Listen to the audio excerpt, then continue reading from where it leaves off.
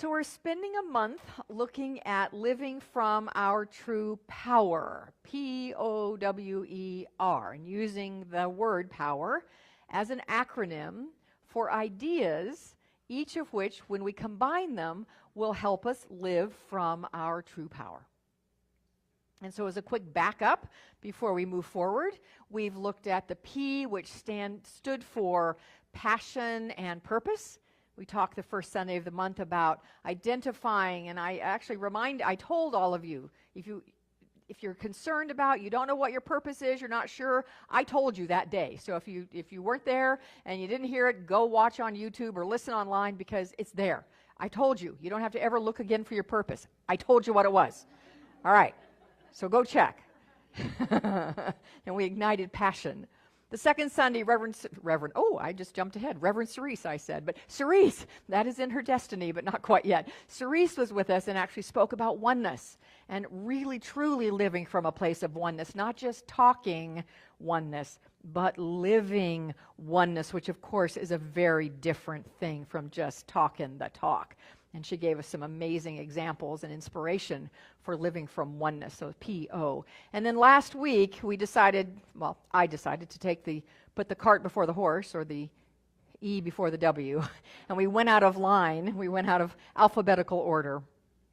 And last week, we talked about evolution, about the road of evolution as we explored the evolutionary process that happens in all of us, and that's happening in us as a community right now, as it happens for me in my personal life, and how those two things are, of course, so entwined.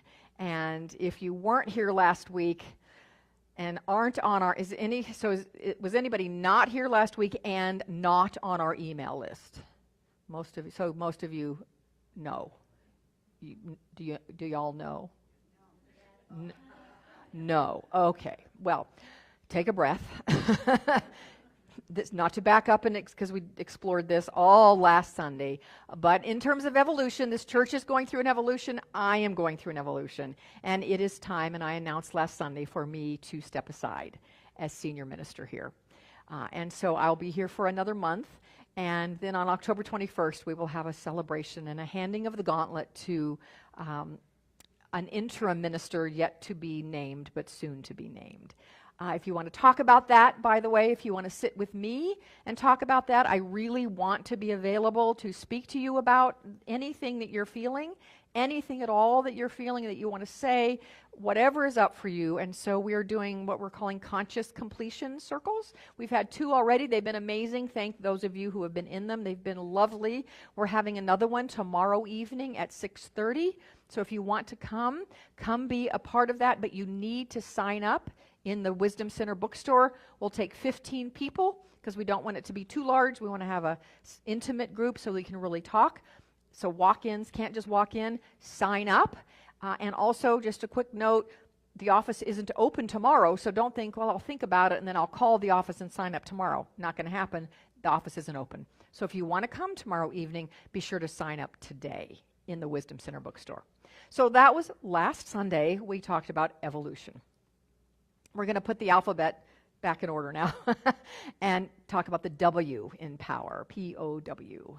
And to introduce that, but one thing, before I introduce today's letter, I'm a little faklept this morning. I wanted to show you this because I was reminded of this in one of our completion circles, that 2 years ago I had forgotten that this occurred.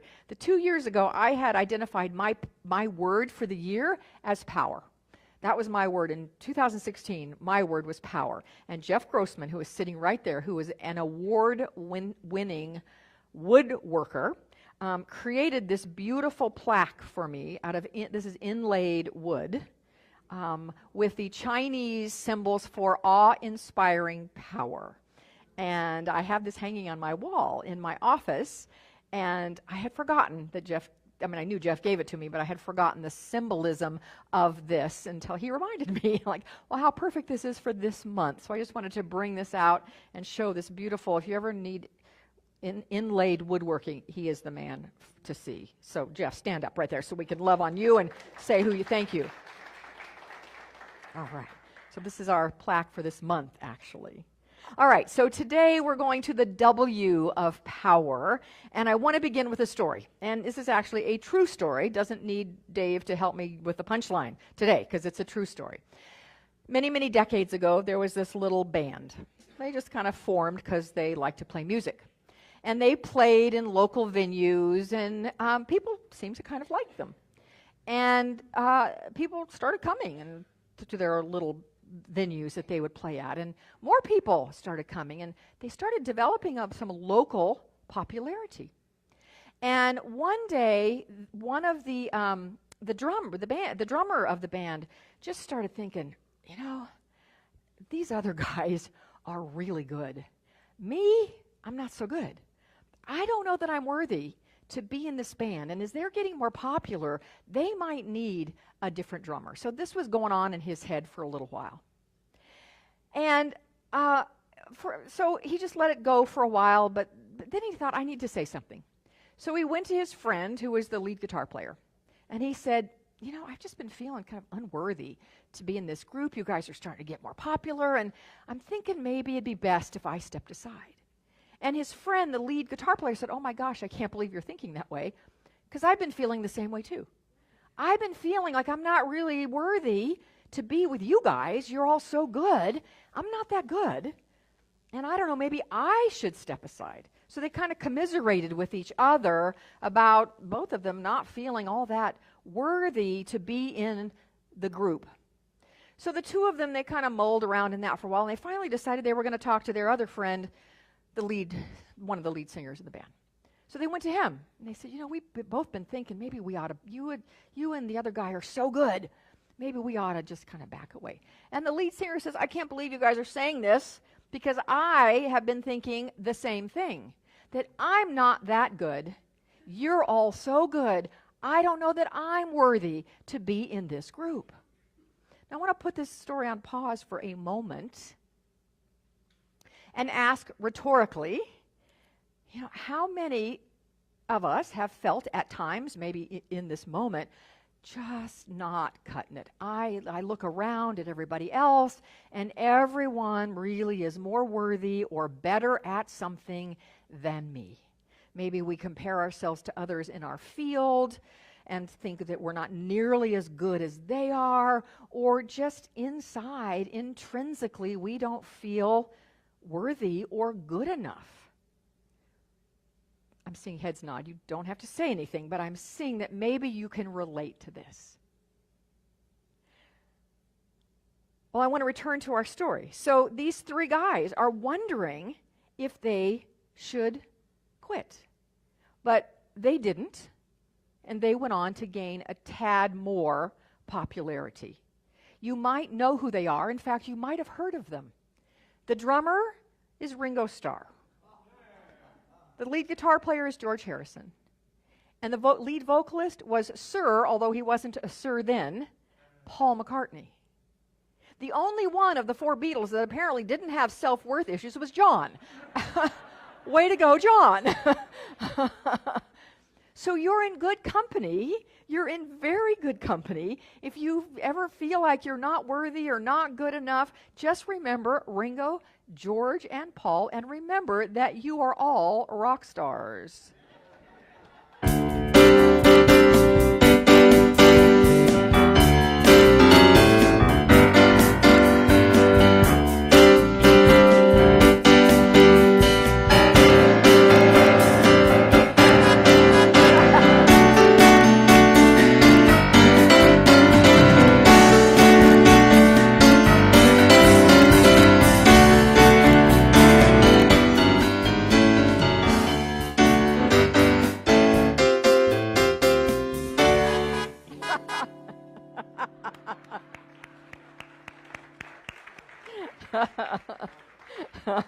Good job. Good job.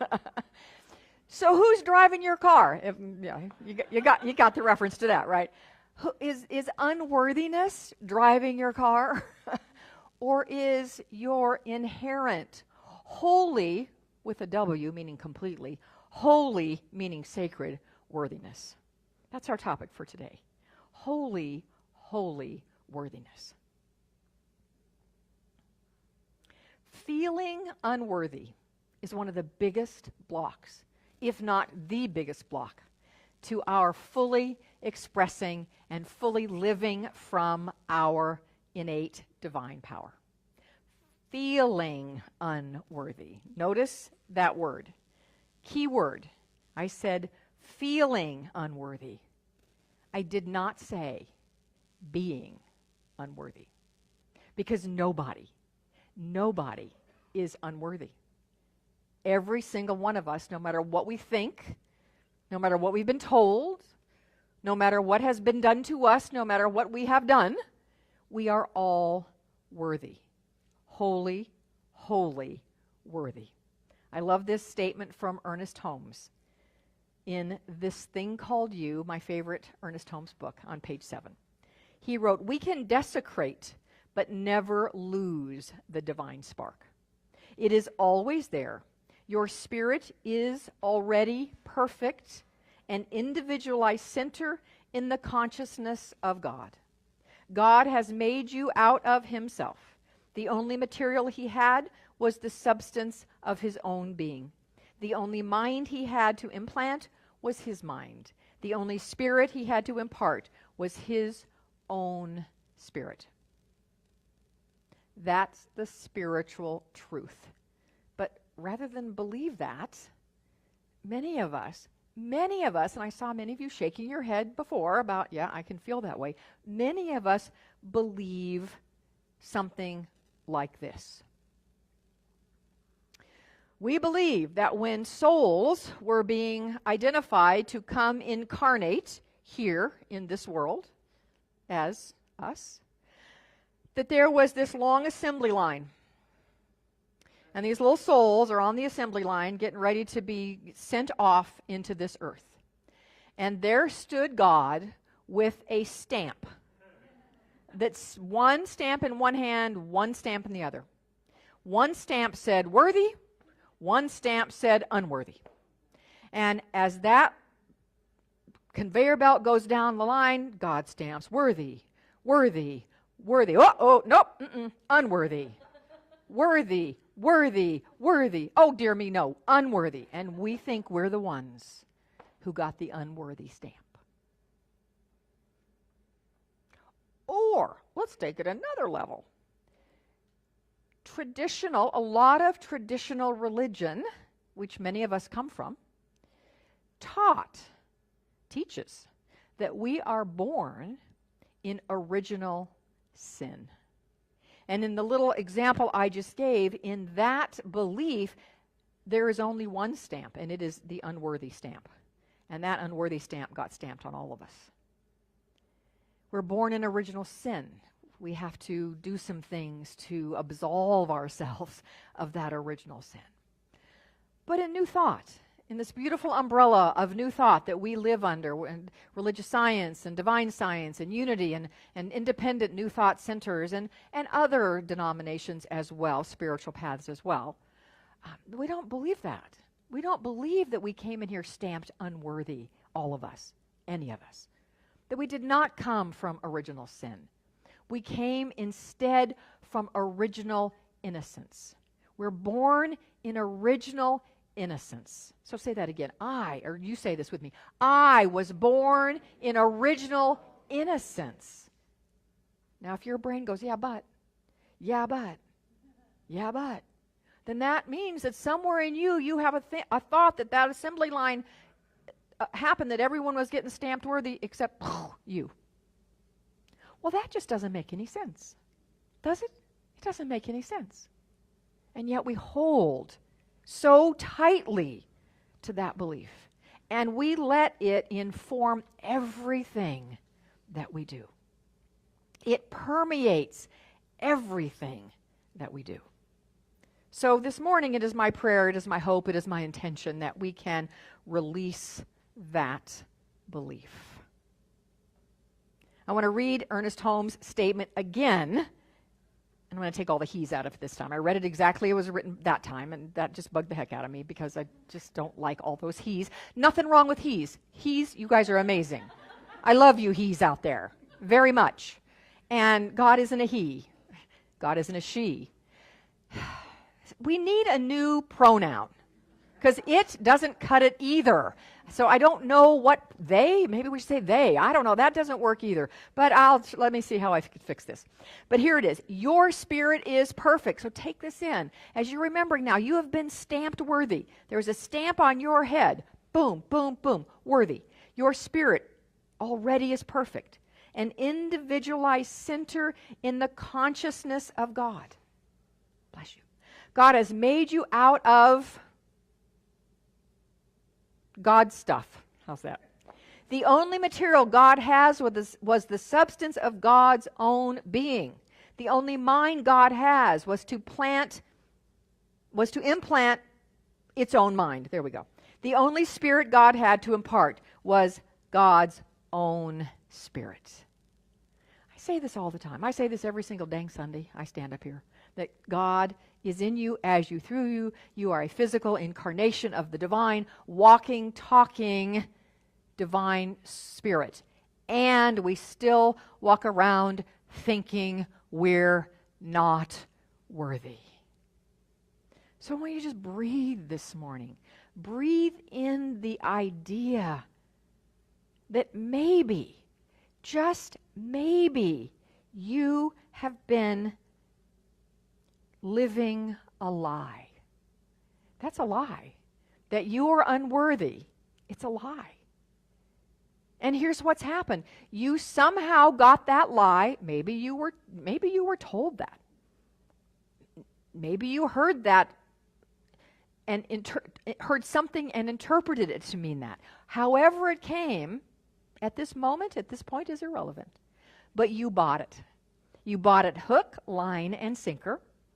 And then you lived from that belief. And then, because this is how life works and the law works, because you believed it, you had experiences that supported it, which then solidified even more that it must be true, because otherwise that wouldn't have happened, which then solidifies it even more, which then creates yet another, even bigger example that you must not be worthy, and away we go. And we can go 20, 30, 40, 50, 60, 70, 80 years of believing and living from that which is not true. The Bhagavad Gita said, God is flawless and the same in all. Therefore, all persons are established in the one. God is flawless and the same in all. Therefore, all persons are established in the one. Somewhere along the line, we bought the lie that we are unworthy. Could today be the day that we buy the truth that we are wholly, wholly worthy? That was not a rhetorical question.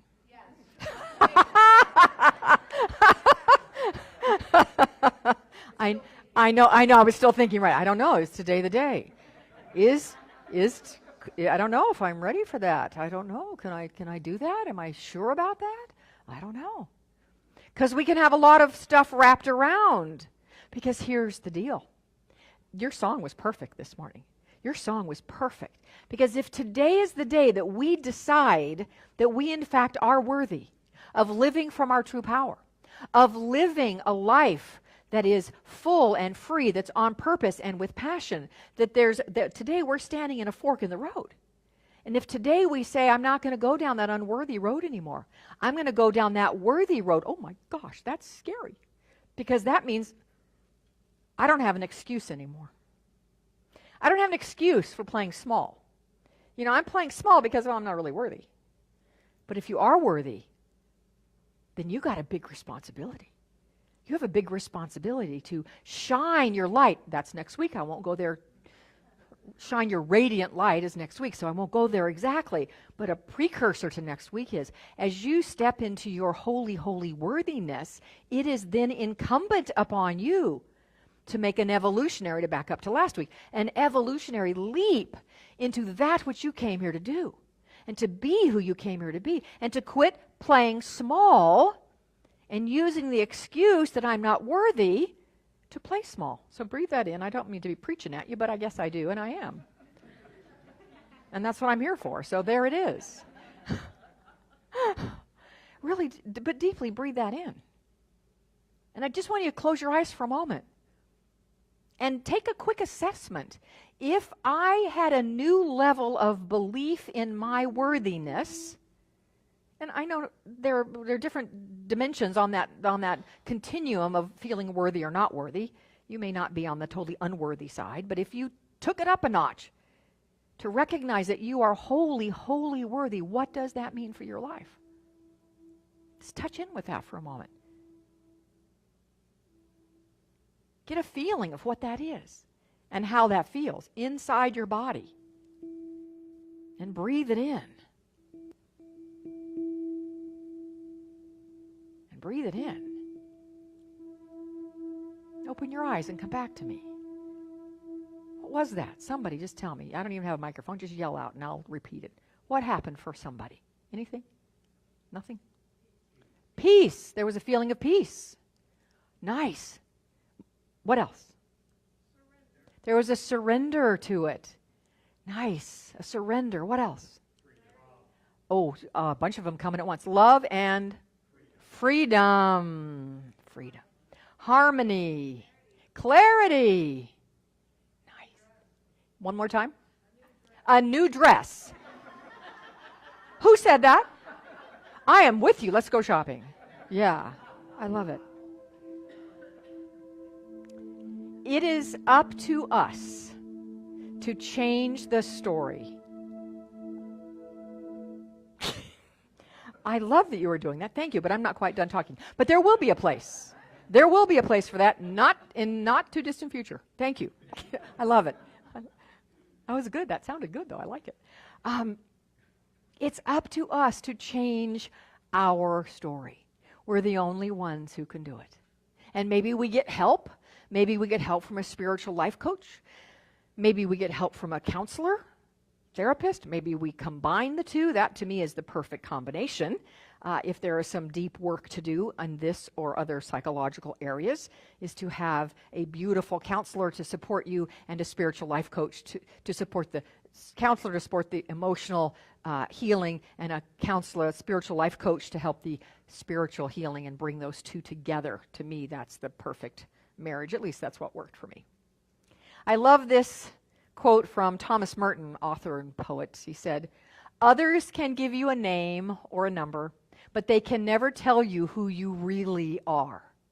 That is something you yourself must discover from within." And so others may have told you things, and you may have believed them. That's true. But today is the day to discover or rediscover or up-level the discovery of who you are.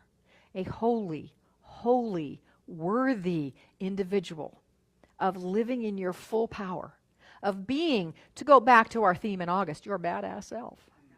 That was such a fun theme.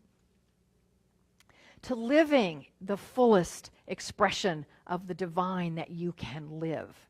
To step through the fear and to be fully and truly emboldened and empowered to stand in your own glory.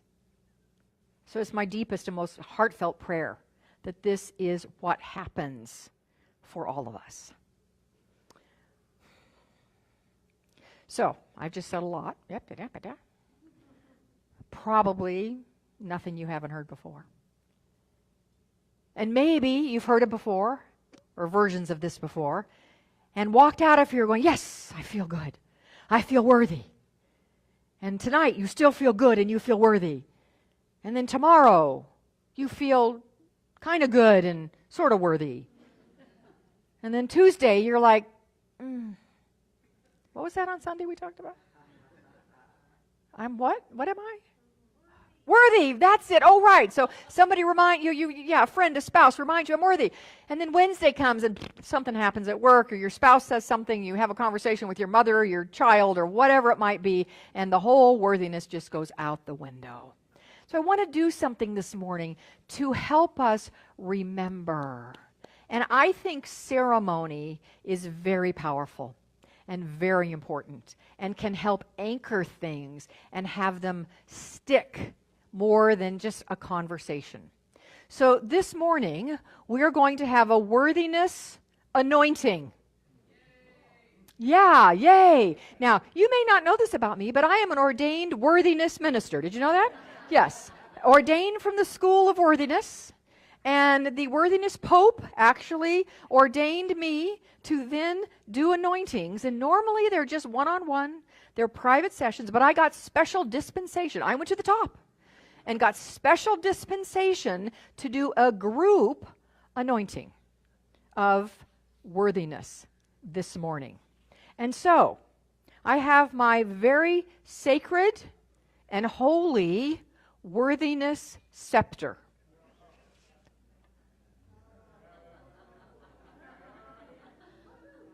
This is a very sacred, very holy worthiness scepter. You only get this after years of study.